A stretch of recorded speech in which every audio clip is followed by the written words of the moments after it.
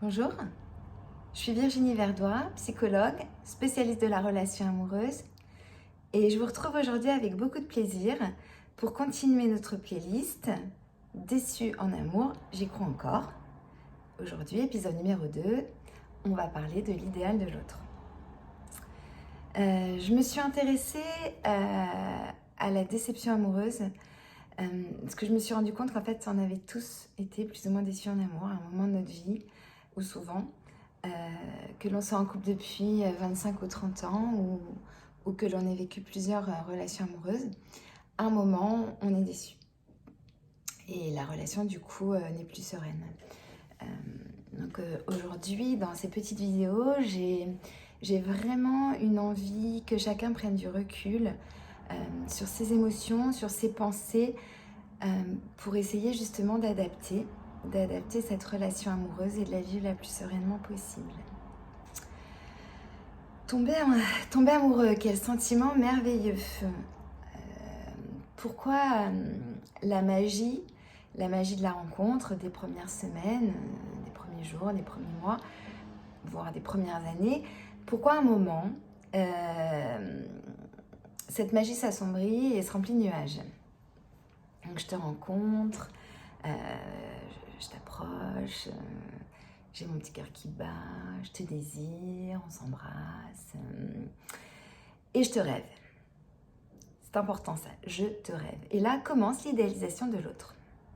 Donc tout ce que l'on va investir dans nos envies et notre perception de l'idéal de l'autre. Donc là, je te rêve généreux, je te rêve optimiste, je te rêve tendre, je te rêve attentionné.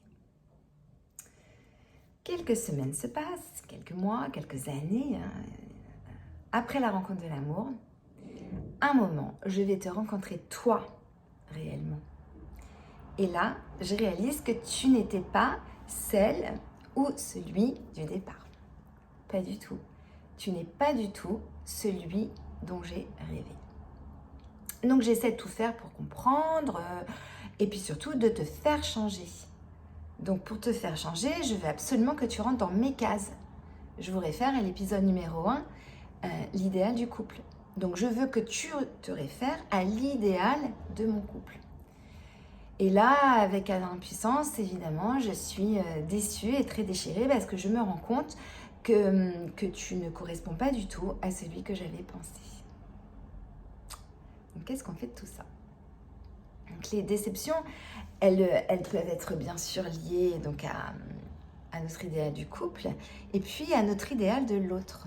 Celui que l'on a imaginé, façonné et qui nous correspondrait totalement.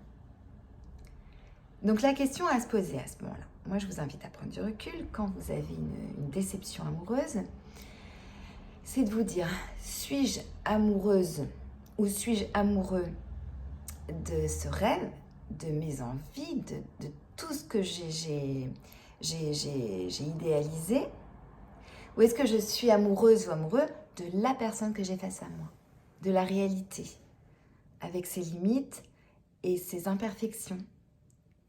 Alfred de Musset, dans Ne badine pas avec l'amour, en a parlé avec tellement de justesse.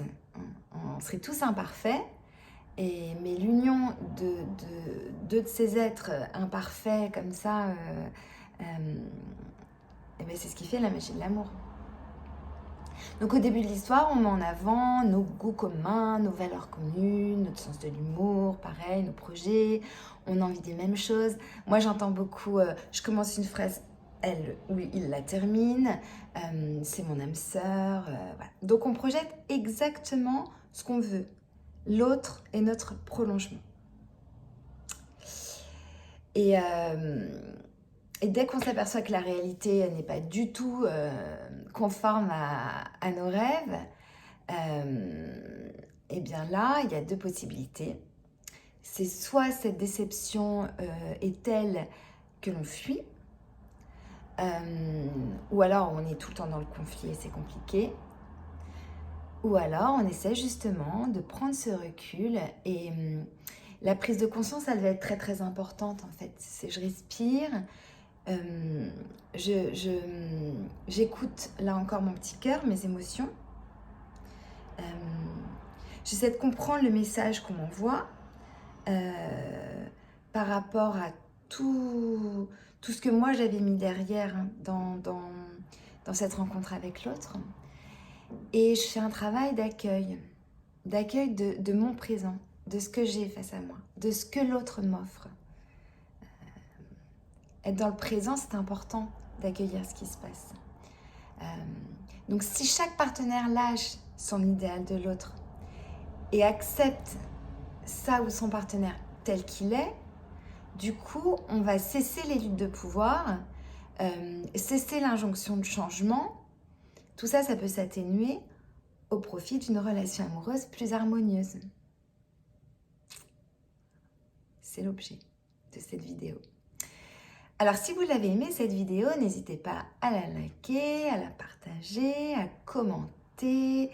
Je réponds avec beaucoup de plaisir, je lis avec beaucoup d'intérêt vos expériences à vous. C'est toujours ça qui me fait avancer et qui nous fait avancer chacun.